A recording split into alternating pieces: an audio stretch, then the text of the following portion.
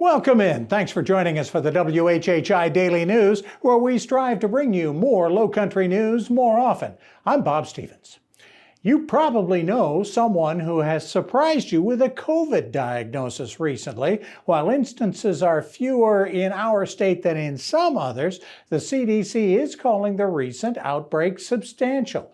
COVID cases have increased moderately in Kentucky, Virginia, Illinois, Connecticut, Georgia, and South Carolina recently. Here, because of the heat and humidity, the new strains appear to be more contagious, but not quite as serious as the older ones.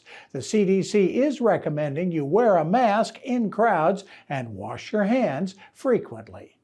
Now, while we wait for mortgage rates to fall significantly, we are still seeing home prices go up in the Lowcountry and statewide. The State Realtors Association saying prices south of the Broad are up nearly 7% over the second quarter a year ago, over 6% higher north of the Broad, about 3% higher statewide. Home sales, however, mirror what's going on nationwide. A 2% drop in sales during April, May, and June this year over the same period a year ago. In a recent study released by the Federal Highway Administration of over 9,000 bridges in our state, 72 of them in Beaufort County, 3 are considered in poor condition, and it will not surprise most of you which 3 they are. The Mackey Creek Bridge eastbound connecting Bluffton to Hilton Head Island, that's, of course, the center point of the Highway 278 corridor project, is one of the 3 still rated poorly. So is the Woods Memorial Bridge connecting Beaufort to Ladies Island. The 3rd bridge is already closed, the Highway 17 and 21 bridge in northern Beaufort County that was damaged in a train derailment last September. County officials are pleased that there are only 3 bad bridges and that construction is already underway to fix the one. A plan has been made to fix the Mackey Creek Bridge, and the Woods Bridge really can only be maintained and not improved because it is, of course, on the National Register of Historic Places. While we're talking about cars, here's some crazy numbers the insurance comparison website Insurify is offering up that should get you to compare your car insurance rates the next time they're up for renewal. South Carolina drivers are paying the 3rd highest car insurance premiums of any of the more than 40 states that Insurify collects data from. Only Connecticut and Maryland drivers pay more than the $3,300 a year we pay now. That's up from just over $2,000 just 2 years ago. You compare that to Georgians next door, who paid about the same 2 years ago. Well, they now pay about $2,600 a year. That's $700 less than Palmetto State drivers.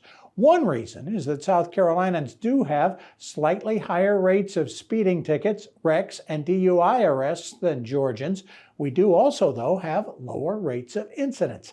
And yet our car insurance payments are more than double those of North Carolina, who pay the 3rd lowest rates in the entire country. Speaking of driving, unlike Daytona Beach down the coast, you're not, of course, supposed to drive on Hilton Head's beaches. Somebody did try to take their Toyota Prius onto Coligny Beach over the weekend.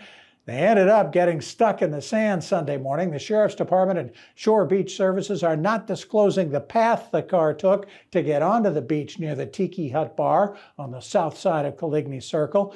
But a man was cited for violating the town's ordinance prohibiting unauthorized vehicles on the beach. Eyewitnesses say the car was on the beach for about 3 hours before tow trucks were called in. For more details on these stories and other Lowcountry news, we invite you to visit the sources listed on your screen.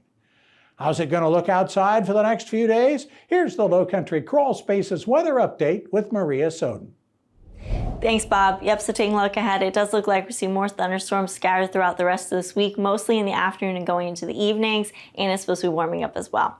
So taking a look at Wednesday, it's going to be sunny to partly cloudy with an afternoon thunderstorm and then another one in the evening. Hilton's going to have a high 91, a low 78. Bluffton's going to have a high 93, a low 76. And Beaufort's going to have a high 93 and a low 77. The sunrise for Wednesday is going to be at 6:37 and sunset's going to be at 8:21. Taking a look at the tides, low tides will be at 1:35 p.m. and high tides will be at 7:01 p.m. Taking a look into the rest of the week, Thursday, it's going to be cloudy with thunderstorms throughout the afternoon and possibly going into the evening. Highs in the mid-90s, lows in the upper 70s. Then come Friday, it's going to be cloudy with scattered showers and thunderstorms throughout the afternoon and going into the evening. Highs in the low 90s, lows in the upper 70s. And then come Saturday, it's going to be partly cloudy with an afternoon thunderstorm and then another one possibly later in the evening. Highs in the low 90s, lows in the 80s. That's it for your Lowcountry Crawl Spaces weather. Let's head it back to the desk. When we come back, we're going to start to get you ready for school. Yeah, it's beginning before we know it. We're going to talk a little school safety and also talk about a special school supply drive from Bluffton Self-Help.